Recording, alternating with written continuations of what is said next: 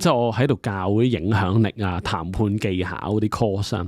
有啲人會問係咪次次 deal 咧你都傾得掂啊？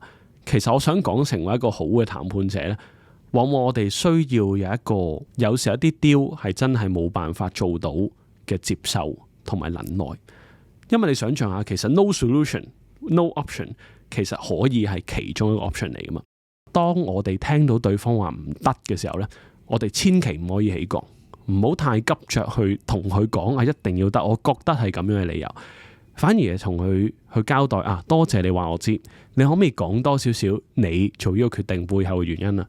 咁樣呢，其實目標係我哋可以喺溝通嗰度攞多一啲討論嘅空間，多一啲溝通嘅準則，因為可能有一啲嘢係我哋本身未諗到嘅。